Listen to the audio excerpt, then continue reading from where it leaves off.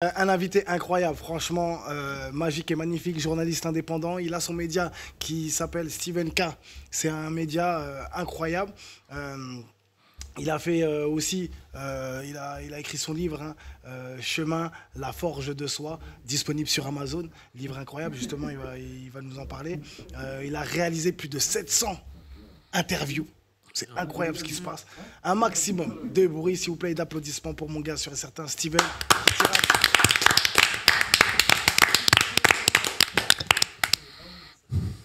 Oui, merci. Ça va bien? Super intéressant la discussion là. J'écoute.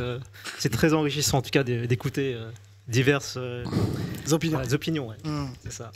Steven, comment tu vas? Bah écoute, très bien. Ouais. Bel accueil et puis super beau plateau. Bah c'est gentil. C'est intimidant d'ailleurs. Ah ouais? Ouais. J'ai pas l'habitude d'être. Avec toi et tes 700 interviews, t'es intimidé pas? Derrière la caméra, tu vois. Et pas devant. Ok, d'accord.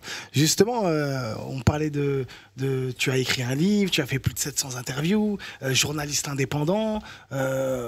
Aujourd'hui, 700 interviews, comment t'as fait déjà? C'est un peu comme Pelé, hein, qui comptait ses buts, plus de 1000 buts. Ouais, mais il comptait les matchs amicaux, il comptait les buts à l'entraînement. Exactement. Ouais. Voilà. Comment t'en es arrivé à 700 interviews Bah écoute, pour te raconter un peu l'histoire, c'est en 2016, je me suis remis en question sur ma vie. Qu'est-ce que j'allais faire? Parce qu'on est dans une société où il y a trop de bruit et on s'écoute pas assez. Donc du coup, je me suis focalisé sur le silence de mon âme, en fait.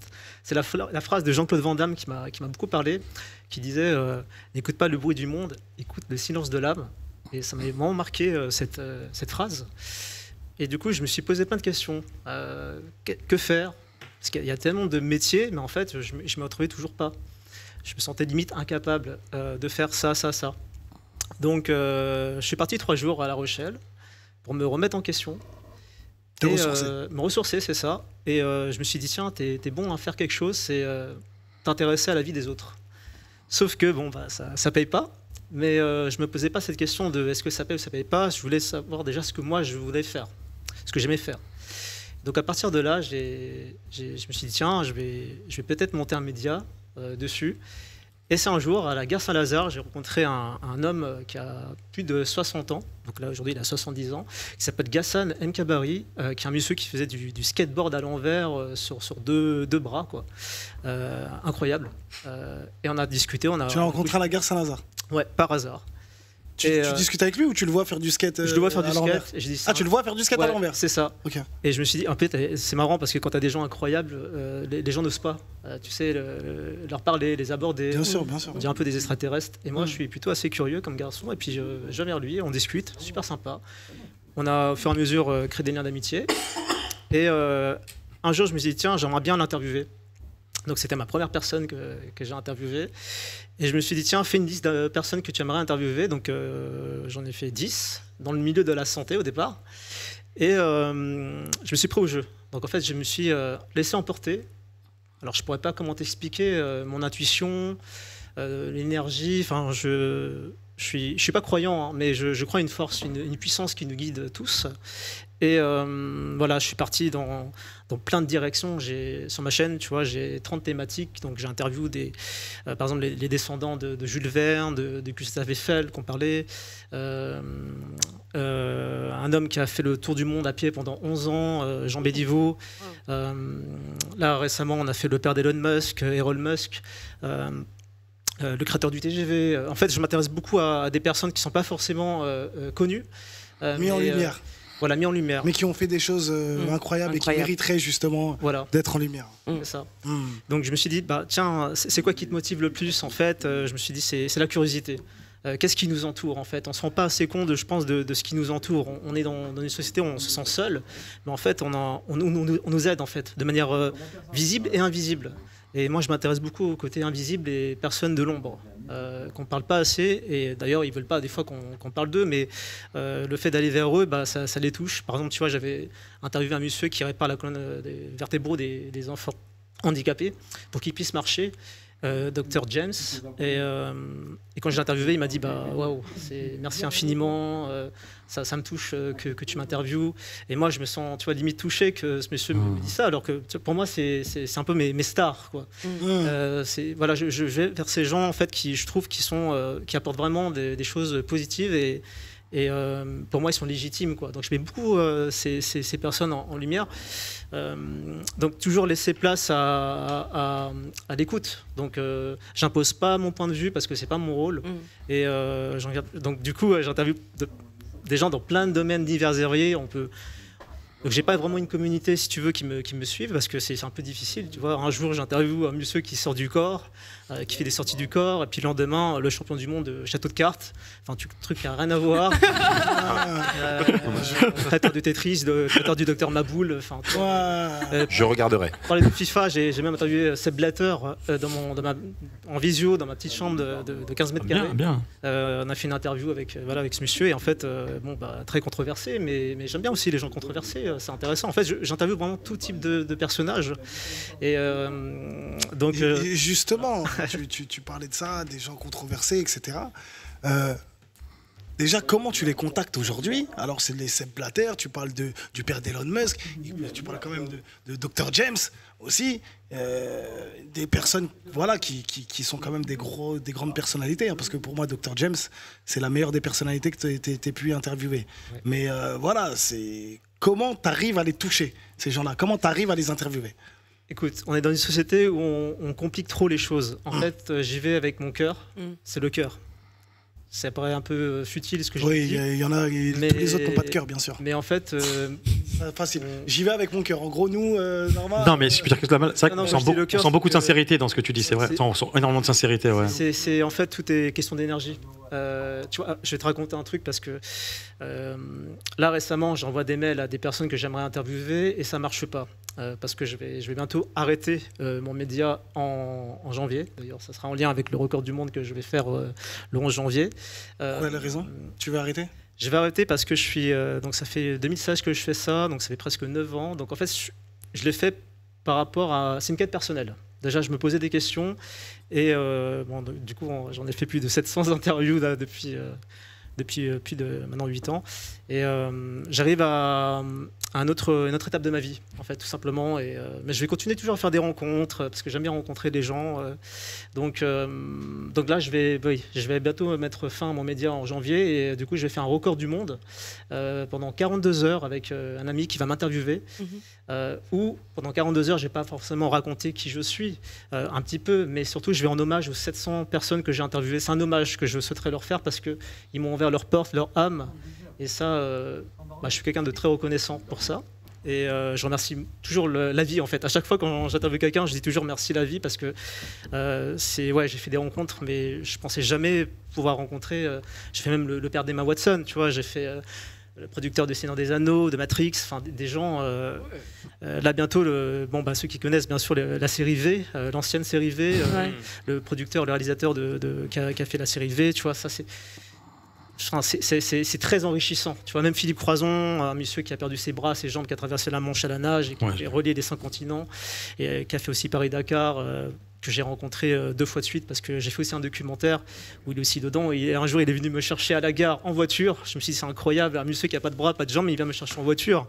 Il était, je voulais l'interviewer en plus, lui. Il était sur la matinale. Bonjour, là, il me semble. Oui, c'est ça. Il n'y a pas longtemps. Hein. Ouais, j'avais vu son passage, j'avais dit, ah ouais, très intéressant. Ouais, tu vois, c'est des gens qui m'inspirent, mais d'une façon qui te donne une énergie parce qu'ils sont très positifs, quoi. Et puis, ils ont beaucoup d'humour envers eux-mêmes, quoi. Donc voilà, c'est tout ça qui a fait que j'ai pas arrêté de...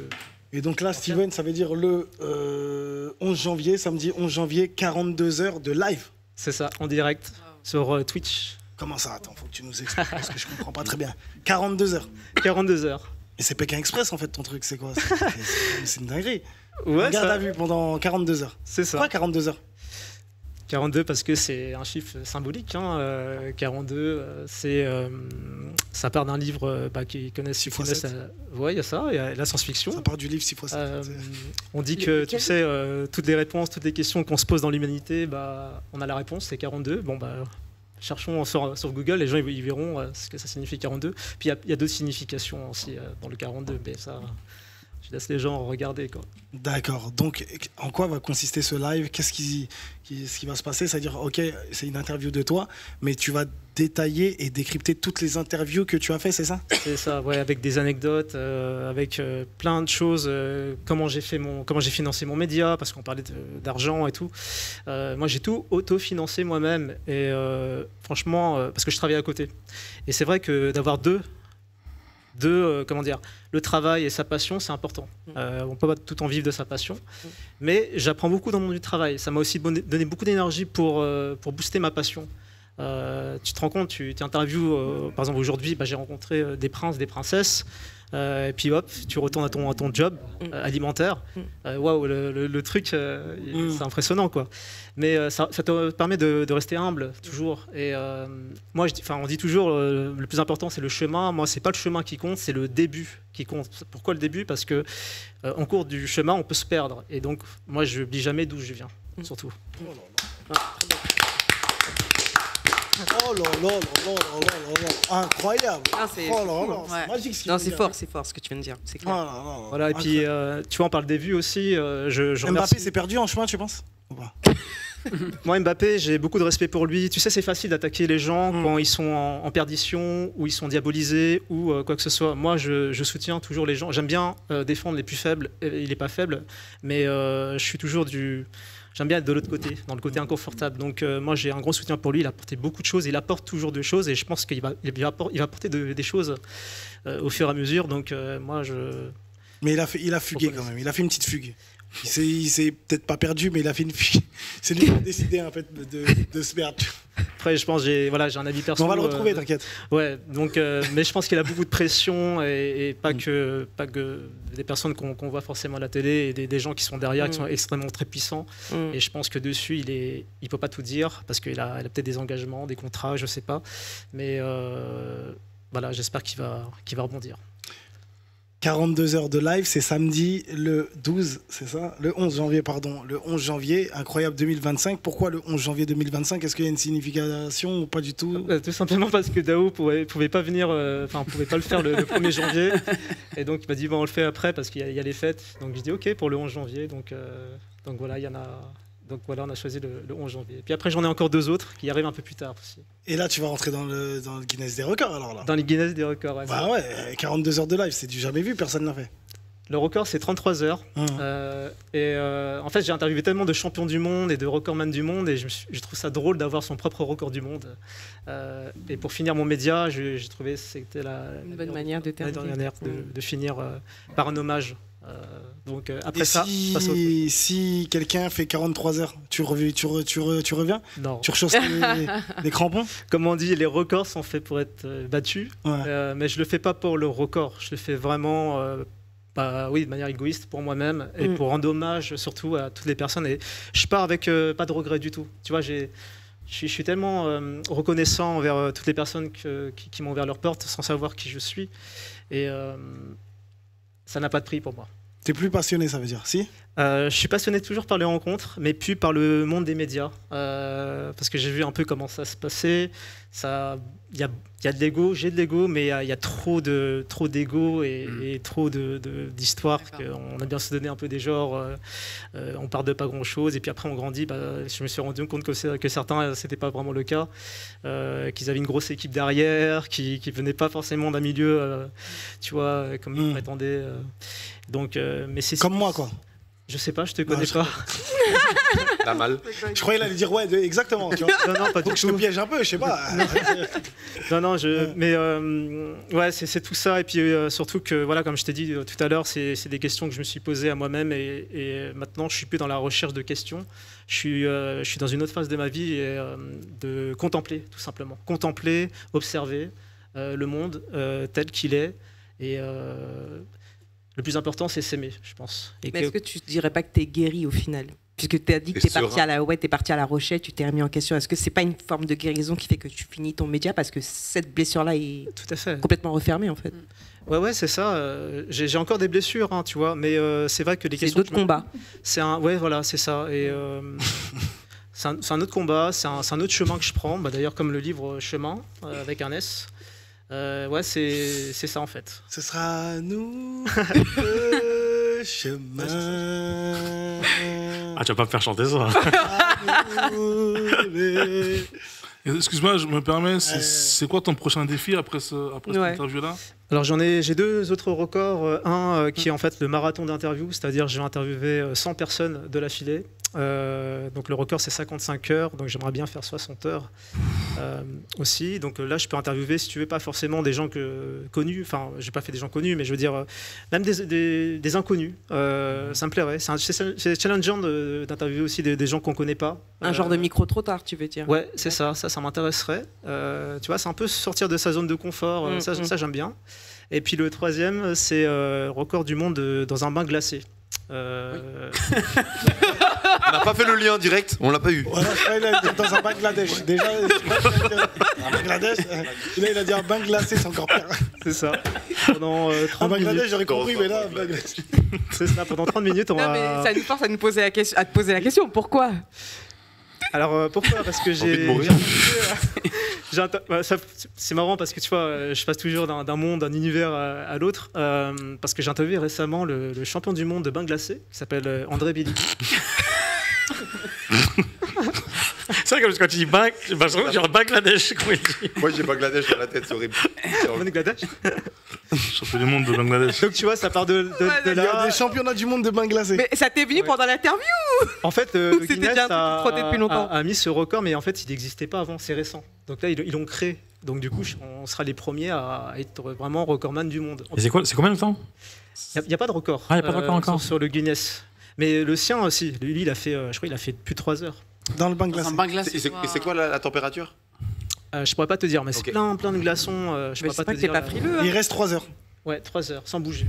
Et il gagne quelque chose ou Non, généralement, tu gagnes pas d'argent. Mais non, c'est un peu comme les Jeux Olympiques, quoi. Tu le fais vraiment pour. C'est la victoire. Et tu t'entraînes à ça justement? Tu prends des douches froides, tout ça ou non? Mais honnêtement, là, je ne prends pas le bain froid. Je suis du genre à faire tout. Je suis du genre à faire tout au dernier moment, donc bon bah. Ça sera un vrai défi. Hein, ouais, c'est ça. Donc, et là, pour ton record, question bête peut-être, mais est-ce que pendant les 42 heures, tu t'es obligé de tout le temps parler? Tu peux te reposer? Tu peux laisser des blancs? Tu peux dormir? Oui, alors chaque heure, tu as droit à 5 minutes de pause. Okay. Par exemple, si tu prends. Ou sinon, tu enchaînes par exemple 2 heures. Et 10 minutes de pause. Après 10 minutes, c'est ça, exactement. Donc tu peux faire ça, mais tu as 5 minutes de pause. Tu vas pas dormir, non? Non, on va pas dormir. Donc c'est samedi à 14h jusqu'à lundi 8h. T'as un bon fournisseur? N'importe quoi, toi. Et t'en auras besoin. Je connais un mec dans le 9-3 si tu veux. Volontiers. Quoi? Oh là là. Et t'as dit que tu rendais hommage aux 700 personnes. Concrètement, tu vas le faire comment? Tu vas parler de leurs histoires, ils vont intervenir. Des anecdotes. Ouais. Ils interviennent aussi? Non, pas du tout. Il n'y a que moi et Dao là. En fait, c'est Dao qui va m'interviewer et moi je vais. Il va préparer des questions et moi je vais en fait. J'ai imprimé une liste de toutes les personnes que j'ai interviewées parce que je les ai pas toutes en tête. Et je vais raconter vraiment. Anecdote par anecdote. Ouais, chaque histoire parce qu'en fait il y a tellement de choses à dire en fait. Il y a des gens. La famille d'Étienne. T'as tout dans la tête ou c'est quoi cette blague raciste là? Je suis en train d'écrire un autre. Non, Étienne Dao. Oui, tu dis quoi toi? Tu disais? Non, j'ai demandé s'il était. Non, franchement, la blague elle est nulle. Une grosse blague raciste. J'ai demandé si c'était de ta famille sur la photo derrière. Non, arrête. Non, je vous jure, j'ai pas dit ça. Non, j'ai dit je rigole. Étienne Dao. Pas du tout. Non, la blague a été nulle. Chemin, la forge de soi. Je rigole. Vous êtes fatigant. T'as écrit. Mais franchement, il est incroyable quand même. Non, mais on voit qu'il est plein de sincérité. Moi, je vais te poser une autre question. Oui. Quand tu démarches les gens pour des interviews, quand ils sont connus, ils sont plutôt réticents, ils acceptent direct. Est-ce qu'ils regardent le parcours que tu as eu avant, ou ils disent directement oui, ou est-ce que tu as des cautions? Parce que forcément, demain, tu vas interviewer quelqu'un, tu dis j'ai interviewé Seb Blatter ou le père de Elon Musk. C'est une caution pour les autres ou ils disent oui directement? Ça dépend. Par exemple, Seb Blatter, il m'a dit OK. Sans savoir ton parcours? Sans savoir mon parcours. D'accord. C'est intéressant parce que T'avais quel âge à cette époque? C'était il y a... Parce que c'est important. Il y a 3 ans. T'avais quel âge? J'avais 35 ans. Ah, ok. Donc lui, c'est les mineurs d'habitude. Quand t'es mineur, il accepte rapidement. Sepp Blatter, il aime bien. Il y en a d'autres, tu vois, comme le président de la Sorbonne, où lui, il me demande voilà, qu'est-ce que j'ai fait avant. Mais généralement, les gens, ils demandent pas. C'est incroyable, hein. Ils regardent même pas mon site. Je leur dis, est-ce que vous avez regardé mon site? Non, je pense que c'est la démarche qui est. Puis c'est flatteur de se faire interviewer quelque part. Tu vois, tu vois quelqu'un, je vais t'interviewer, forcément, ça lui donne de la considération. Ça lui donne En plus, tu facilites. Tu peux m'interviewer quand tu veux. Des fois, tu te déplaces pas, quoi. C'est-à-dire que tu fais ça en. Alors là, récemment, je l'ai fait en visio, mais je me déplace. Voilà, en visio. Par exemple, tu vois, là, tiens, je raconte dedans. Philippe Gillet, donc c'est un herpétologue, donc c'est un spécialiste des reptiles. Je me suis déplacé à Nantes pour aller l'interviewer. Donc c'est un monsieur qui vit avec 2 alligators, 500 reptiles chez lui. Un gars extraordinaire. Sinon, il y en a d'autres. Je suis parti même en Suisse, tu vois. Et quand tu as été à Nantes, excuse-moi, parce que ça m'intéresse, là, les reptiles. Donc tu vas, tu rentres dans sa demeure où il y a les alligators, tu les vois, les reptiles, tout ça, tu les as vus, tout. Dans le salon. Les alligators. C'est ça. Ouais, c'est une passion. T'as pas eu peur?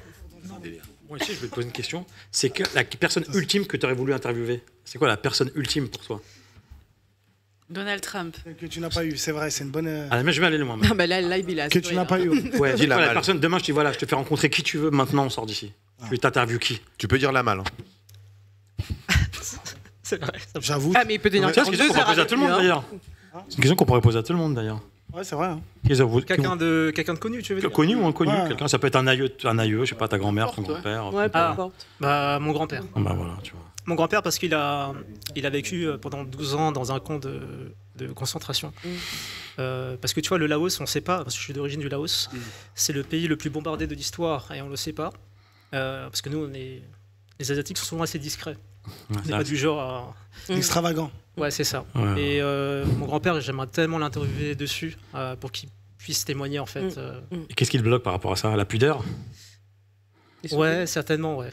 Ouais, la Ouais, pudeur. on est du genre à garder les choses au fond de nous. Tu lui as demandé? Non, mais faudrait que je retourne au Laos possible pour aller. Bah, je trouve que ça serait une super fin, ça, tu vois, plutôt que de faire vraiment, tu vois, ça serait peut-être l'apothéose de ton truc, c'est d'aller au Laos interviewer ton grand-père. Après, tu sais, j'ai fait ce qu'il veut. Et tu sais quoi? Acheter un collier avec des terres du Laos. Là, tu me l'as ramené, voilà. Là, Je vais le faire. tu vois, hein, incroyable. Ouais. Là, alors là, Placement de produit. incroyable. Ouais, grave, de Tu le ouf. ramènes- Laisse tomber. Tu le ramènes à ton grand-père. C'est Pendant l'interview, tu lui ramènes, tu lui dis voilà, papy, les terres du Laos. Mais il est en France, il est en France, non? Mais non, il est au Laos. Laos. Ah, il est au Il est au Laos. Laos. Ah bon, Sur bah, place. aucun intérêt. Aucun intérêt. Ah bah oui. Dis la mal. S'il est là-bas, c'est rien. Ouais, Un peu bah, France. Tu vois que t'as besoin de. Il a besoin d'elle dans sa Non, dans la ta terre vie. du camp de concentration. Vous l'étiez? Après, ça peut être Ah, je sais choquant. pas si hein. c'est pas Bah, c'est douloureux quand même, c'est des souvenirs douloureux quand même. Non, c'est Non, quand mais même- là, non. c'est dur. Bon, la mal, tu vas loin, mon frère. Non, là, Ah ouais, là, sort là, non. Sérieux Là, marketing zéro, là. Ouais. Faut pas que ton marketing ait une consonance victimaire ou négative, bien sûr, négative. T'imagines tous les Ah, négative, non. Ah ouais. Tous les jours, il voit le truc avec sa tête. Voilà. Dis-moi où il a rencontré sa femme ou. Martyrisé. tu vois, voilà. Ah ouais. Ouais, ouais, faut pas. Je sais pas, moi je suis. Après, je parle pour moi. Moi, je sais pas. Je pense pas que ça m'aurait fait cet effet-là. Ça m'aurait fait justement me rappeler. Tu vois, il parlait du début. Non, mais tu sais Tout à pas l'heure, ce qu'il. Ouais, mais tu tu sais vois, pas, le tu sais pas ce début, qu'il tu a vois, vécu. Ouais, Tu sais pas ce qu'il a oui, vécu. Par des là-bas. camps de C'est pour ça que je parle pour moi. concentration quand même. T'imagines c'est vrai. C'est Ah, chaud quand même. C'est très bien, c'est très bien. Ouais, c'est vrai que ça. Ouais, puis je dis souvent, tu vois, ça c'est une amie qui m'avait dit ça et ça m'avait vraiment marqué, tu vois, comme phrase. Le plus important, le plus dur, c'est pas d'évoluer. On pense toujours à évoluer, c'est de rester intact. C'est-à-dire du début Ancré, jusqu'à la fin, tu oui. restes toujours toi-même. Et c'est le plus dur à faire. Ça, c'est vraiment très difficile. On peut prendre la grosse tête, on peut parfois prendre un chemin, on se rend pas compte en fait du chemin qu'on va prendre sur le moment. Et moi, j'ai toujours regardé cette ligne-là, de rester toujours comme j'étais au tout début, c'est-à-dire avec cette âme d'enfant, d'être curieux, d'être pas blasé, pas du tout en fait. Même si tu as interviewé des gens importants, bah, le lendemain, j'ai interviewé un inconnu. Mais toujours rester le plus intact. ouais. Change pas, quoi. C'est ça, exactement. Et surtout en ce monde, c'est pas évident. Donc moi, je fais les choses avec le cœur, avec mon intuition, de manière autodidacte, parce que j'ai entendu le mot autodidacte. Et c'est super intéressant, ce métier, parce que toi, tu le fais vraiment aussi. Et je dis toujours, tu vois, parce que j'ai interviewé beaucoup de globetrotters, j'en ai interviewé une bonne dizaine. Donc j'ai fait tous les globetrotters possibles, inimaginables, donc à pied. Il y a un gars qui a fait ça à pied, l'autre en train, l'autre en vélo, l'autre en courant. Et moi, je dis toujours, j'ai fait le tour du monde aussi, mais à travers les âmes. Et en fait, c'est accessible à tout le monde. n'y a pas besoin de se déplacer, faire un exploit extraordinaire. Et souvent, d'ailleurs, les gens qui font le tour du monde, ils disent souvent tu sais, qu'est-ce que j'ai appris, Steven, finalement finalement, je me suis rendu compte que j'ai toujours rien appris, quoi. Et ça, c'est beau comme message. Et donc, voilà. En fait, t'es l'inspecteur des travaux finis. C'est ça. Tu viens, l'autre il a marché pendant maintes et maintes heures, maintes et maintes années. Toi tu viens, tu récoltes tout. Alors raconte-nous l'histoire. Tac, tac, je suis passé par-ci, je suis passé par-là, boum, t'écris ça dans un livre. Merci, au revoir. C'est ça. Incroyable. Et bravo. puis, à travers chaque personnalité, c'est pas comme tu dis, faut pas zapper les personnes. On connaît pas forcément bien la personne. Il faut apprendre à la connaître. Et apprendre à la connaître, c'est parfois quand ça se passe bien et quand ça se passe mal. Et en fait, c'est intéressant de connaître les deux aspects. Et c'est là que tu te rends compte que, waouh, non seulement tu apprends comment est l'autre, mais toi aussi, tu t'apprends comment t'es, parce qu'il y a le côté, est-ce que ça va toucher mes blessures? Est-ce que ça va toucher mes zones de confort? Et moi, j'aime toujours aller dans des zones d'inconfort, écouter ce que l'autre pense, qui n'est pas forcément en phase avec ce que je pense. Et c'est un exercice vraiment très intéressant, hein. Franchement. C'est pour ça que sur le plateau, ils sont 6 et qu'à chaque fois, les avis divergent. Ouais, j'aime bien les gens aussi, comme tu disais, je le dis souvent, hein. J'aime les gens, moi, d'accord ou pas d'accord, mais en tout cas, qui m'emmènent là où mon cerveau ne peut pas aller. Alors, quoi qu'il arrive, je me dis, ah ouais, j'avais pas pensé ça comme ça. Ça c'est fort. D'accord ou pas d'accord. C'est ça. Et comment on s'est rencontrés? Comment c'est Alors moi, je t'ai vu sur Instagram et en fait j'ai vu des reels, quoi, et ça m'a parlé. Ton émission m'a parlé, puis j'aimais bien la décoration. Ça me parle les monuments, parce que j'ai interviewé, tu vois, le descendant de Gustave Eiffel. Là, les avions aussi, j'ai interviewé pas mal d'aviateurs aussi. Le premier homme qui a traversé le mur du son avec le Concorde aussi. Tu vois, on ne connaît pas ces gens, mais ils ont fait des choses incroyables pour nous, en fait, pour notre société. Et donc, tu dis, bon, l'avion, la Tour Eiffel, qu'est-ce que ça a un lien avec moi? En fait, tout a un lien, finalement, si tu creuses vraiment plus loin. Tu vois, là, j'ai un badge qui m'a été offert par la descendante de Pierre de Coubertin, donc père des Jeux Olympiques modernes. Et je me retrouve totalement dans ses valeurs à lui, pas dans les valeurs actuelles des Jeux Olympiques, parce qu'ils ont totalement été, pour moi, inversés. Mais lui, c'était quelqu'un de autodidacte, qui vraiment osait faire des choses et qui était beaucoup critiqué. Et d'ailleurs, on ne voulait pas qu'il fasse les Jeux Olympiques, notamment à Paris. Et donc, il s'est battu pour ça, pour que justement toutes les nations puissent être ensemble, pour la paix. Pour le sport autour du sport, quoi. C'est ça, exactement. Et c'est un monsieur qui faisait beaucoup de choses, hein. Et donc, on a perdu ce côté un peu, je trouve, spontané, authentique. Et je pense que c'est bien, les gens parlent aussi. On disait là tout à l'heure par rapport à la Palestine, Israël, pourquoi tu disais pourquoi les gens ils font pas des selfies pour leur dire ils sont contre ça. Moi, je pense que chacun, je pense, agit à sa façon. Pas forcément. Il y en a d'autres qui vont se faire voir, d'autres qui vont agir en coulisses. En fait, on se rend pas compte, mais je pense qu'il y a plein de gens qui œuvrent en coulisses, mais on les voit pas. Ça m'a appris ça, hein, de fait d'avoir interviewé des gens, tu vois, pas forcément connus. T'es de Paris, toi? Moi, je suis de Colombes à la base. 80. Non, mais là, tu vis à Paris actuellement ou tu vis... Là, je suis à Argenteuil.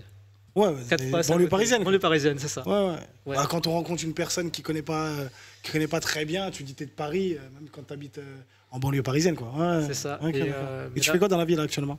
Bah là, actuellement, je suis à la recherche d'un emploi. Dans quoi? Je sais pas encore. Je cherche encore ma voie. Mais je pense partir. La RATP recrute, hein, si tu veux. D'accord, c'est bon à savoir. Bah oui, c'est vrai. Oui. Ouais, c'est intéressant. En plus, je voyage pas mal, donc si on peut avoir des réductions. De ouf. Boulanger, si tu veux, je recherche un boulanger. C'est mieux alors. Ouais, un boulanger ou un vendeur de boulangerie, pâtisserie. Ouais, non, c'est vrai. Puis j'avais interviewé le champion du monde de pâtisserie aussi. Ah ouais? Ouais, parce que je fais beaucoup de champions du monde. Je fais champion du monde de crêpes, de pizza, d'hamburgers, de Scrabble. Incroyable. Donc ça veut dire que tu as du temps là, t'es dispo, quoi. Là, je suis dispo, mais après, je pars sur d'autres projets là. Tu vogues à des occupations. D'autres aventures. Voilà, avec ma femme que j'ai rencontrée d'ailleurs en l'interviewant. Ah ouais, j'ai rencontré l'amour. On va commencer par ça. Bah oui. C'est la fille d'Elon Musk. Ah ouais. Ouais, donc non, c'est vraiment une quête personnelle. J'ai rencontré, tu vois, des amis. Il a tellement des histoires incroyables. C'est vrai que ça peut être vrai, il n'a pas encore dit, mais ça peut être vrai. Capté. J'ai rencontré ma femme, meilleur speed dating. C'est le meilleur speed dating de l'histoire. Tu sais, elle faisait du roller à l'envers. Dans un bain glacé. Voilà. Non. Au Bangladesh. Mais ça s'est fait naturellement, tu vois. Mais c'est beau de. Mais tu l'as interviewée dans quel cadre, ta femme? Qu'est-ce qu'elle fait? Ouais, c'est ça, puisque tu as dit que tu l'as interviewée à la base. Ouais, elle est militante, donc après vous allez chercher, vous allez trouver qui c'est. Mais je l'ai rencontrée parce que au départ je la connaissais pas, donc j'ai vu son travail, ça m'a beaucoup intéressé, donc du coup j'ai creusé. Et après on s'est rencontrés, on n'a pas eu le coup de foudre tout de suite, et après au fur et à mesure on s'est rapprochés. Et d'ailleurs, pour petite info, vous savez de toute façon qui c'est, parce que j'ai fait une demande de mariage dans une émission très connue qui s'appelle Il n'y a que la vérité qui compte. C'est bon ça. Ça va passer? Ça va passer normalement, ça devait passer en septembre, c'est toujours pas passé parce que C8 apparemment ils vont. Oui, ils ont des petits problèmes. Ah ouais, février, mais j'espère qu'ils vont le passer parce que normalement c'est soit novembre, soit décembre. J'espère que ça sera ce mois-ci. Voilà. Ok, donc mettez la cloche. Qu'ils arrêtent C8. Ah, je te jure, juste pour cette émission. Ouais, grave. Incroyable. Ouais. Donc, je suis un peu des choses un peu comme ça, mais je suis de nature très introvertie. Et elle a dit oui. Oui. On se voit. On sait jamais, tu sais, ces histoires à lui. Mais est-ce qu'elle fera partie des plateau, 42 heures d'interview? Elle Comment fera partie des 42 heures d'interview? Alors elle sera à côté pour mais du coup, tu raconteras un peu son histoire? Bien sûr, tout à fait. Ah, j'aurai le temps là pendant 42 heures. Tu sais que tu viens de donner le meilleur plan drague de l'histoire. Je veux t'interviewer. C'est un plan drague incroyable pour certains. De ouf. Ah oui. J'avais pensé à celui-là. Attends, je vais t'interviewer. Je trouve que t'as un parcours Non, super mais il intéressant. faut qu'il y ait une connexion quand même. Il est fort. Ouais, il est bon. Il est fort. T'es bon. Ouais, et en plus, là, quand il dit il n'y a pas eu le coup de foudre, c'est-à-dire lui, il a kiffé, elle a pas kiffé, lui, il a forcé. Il a travaillé. Ouais, il a travaillé. Steven est notre champion. Sache-le. Et il a demandé en mariage à la télé. Comment pour retourner les choses? Il est fort. N'importe quoi. C'est le bachelor en fait. C'est le bachelor. Il a fait une Domenech, t'as capté? Donc ouais, c'est vraiment 8 ans de ma vie, quoi. Tu vois, finalement, c'est pas que des interviews, c'est vraiment des rencontres, quoi. J'ai rencontré des amis, ma femme, ma future femme, plein de gens. Donc tu vois, c'est pour ça que je suis très heureux de faire ce dernier hommage et qui va. Et tu vas arrêter totalement le milieu des médias. Imaginons, je te dis, ouais, viens de temps en temps en tant que chroniqueur dans la Man Live Show, tout ça. Tu dirais non parce que t'as tiré ta révérence ou c'est toi. Bah écoute, je sais pas, ça dépend si je suis encore là à Paris parce que je vais bouger. Je sais pas, mais bon, on verra. Je préfère pas dire. Il fait partage, il fait croquer, tu m'as dit. On verra. Je suis très au feeling, tu vois. T'ouvres pas le rideau là, ça veut dire. Là, on est dans il y a que la vérité qui compte là. T'ouvres pas le rideau, ça veut dire. Non. La mal, il vient là, comme ça, voilà. Et voilà. Vous voulez savoir qui vous parle, tout ça. Toi, tu dis voilà, tu vois ma tête comment ça. Parce qu'ils ont tous des têtes comme ça. Ouais, c'est vrai. Je connais pas ce gars-là. Ouais, ça me dit rien. Non, je dis ça pourquoi? Parce que je me suis rendu compte que tu vois, j'étais pas fait pour être. Tu vois, là, c'est une question que je me suis posée à moi-même. Parfois, on se donne des rôles et moi, je me suis mis derrière la caméra. Je me sentais pas forcément à l'aise à un moment donné parce que j'en avais un peu marre. Je me suis mis aussi à côté de la caméra. Quand je dis à côté, c'est que j'organisais des événementiels et je me sentais pas non plus à l'aise et j'étais même devant et c'est pareil. Donc du coup, je me suis dit en fait. Je suis pas fait pour ça en fait. Ce que je veux moi, c'est pas tu vois être sur scène ou être vu. Moi, je veux faire des choses qui par le cœur, qui me plaît et qui me convient à moi en fait. Donc on me dit souvent. Belle sincérité. Bravo. Merci Steven. En tout cas incroyable. Ce live là, franchement, grosse dédicace à toi, félicitations et tu reviens quand tu veux en tout cas. Merci beaucoup pour l'invite. Ouais, tu reviens quand tu veux, même si tu veux revenir pour en parler. Avec plaisir. D'accord. Tu vas le faire où justement, le live? Tu le fais où? Surprise. Ça sera. Surprise. Ça sera voilà dans un endroit. Mais de toute façon, je vais mettre tout ça en ligne. Il faut mettre la cloche quoi pour ton profil Instagram. Oui, c'est ça. Il y a du jour qui arrive. Une autre question. tu recherches du travail avec tous les gens que tu as interviewés. Tu l'auras pas. Parce que je suis pas du genre à réclamer. Et aussi, il y a plein de choses. Tu vois, j'ai beaucoup démarché. On m'a proposé plein de choses qui me convenaient pas du tout. Par exemple, on m'a dit tiens, c'était Click de Canal+. J'étais mis en contact grâce à Jacques Séguéla, que j'ai interviewé, un grand pompe de la publicité. M'a dit, tiens, waouh, t'as des gens incroyables. J'en avais fait, je crois, à l'époque 300 interviews. Et il me disait, ouais, tiens, t'as des gens incroyables, est-ce que tu peux nous les envoyer? Et j'ai dit, bah, du coup, je serai là sur le plateau. Il dit non, juste on les envoie, quoi. Gratos. En gros, c'est ça. Hein. C'est pas dit comme ça, mais en gros, c'est ça.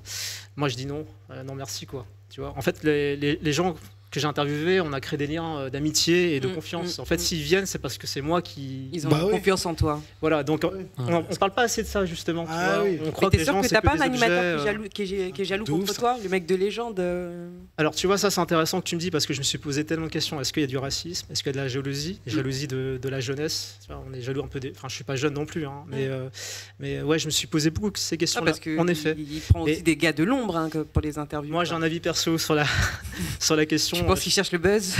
Ouais, mais je pense qu'en France, il y a beaucoup, on le sait, mais du copinage en fait, tu vois, les offres d'emploi, souvent ils prennent des stagiaires. Et après, ça dure quoi? 2-3 mois, et puis après, ils les font partir. Et puis parce que tu vois, le jeune, il est motivé, il voit, je travaille pour M6, et ça y est, je vais donner tout ce que j'ai. Finalement, non. Et puis ainsi de suite, ainsi de suite. Moi, en fait, j'ai un parcours un peu. Tu vois, je suis pas un jeune qui débute, en fait. Et donc, je suis pas malléable, je suis pas manipulable aussi. Et puis, je suis pas dans le côté prestigieux. Je suis pas dans. Je vais faire un truc qui me plaît. Ouais, tu dis avec le cœur, comme tu as dit. C'est ça. Je suis pas dans le côté prestige. Il faut vraiment un truc qui me convient. Click, ça me convenait parce qu'il interviewait quand même des gens assez intéressants. Mais quand ils m'ont proposé ça, je me suis dit non, je veux pas juste être le fournisseur, quoi. Mais t'aurais dû rebondir, en fait. C'est là où le côté commercial. C'est tout le côté de la mienne qui ressort. Ah, mais ouais, direct. Jamila, faut l'embaucher pour ça. Négociation. Pas de souci. Moi, je te ramène un tel, un tel, un tel. Moi, je suis mais du d'accord coup, je avec veux ça. Et c'est là où. C'est là que tu pars en négociation. Ah, mais direct. Parce que c'est eux qui t'ont réclamé, c'est eux qui ont réclamé ce que toi t'as monté. C'est ça, ouais. Exactement. T'es en Merci. position de force. En tout cas, Steven, d'être venu dans la Man Live Show. Ça fait plaisir. Tu reviens quand tu veux, en tout cas, bravo. Merci, Steven. Ah ouais, grave. Bravo. Très beau témoignage. Merci. Ah, t'as pas un dernier mot, si t'as une dédicace à faire, peut-être à ta femme ou à quelqu'un d'autre, je sais pas. Elle nous regarde, donc Chloé, si tu m'écoutes, je t'aime. C'est beau, merci. Voilà, merci. On va se finir sur une note incroyable, une note douce et sucrée. Il a dit je t'aime, Chloé. On va se quitter là-dessus, les amis. C'est le seul bonhomme sur le plateau. Bravo. Merci en tout cas.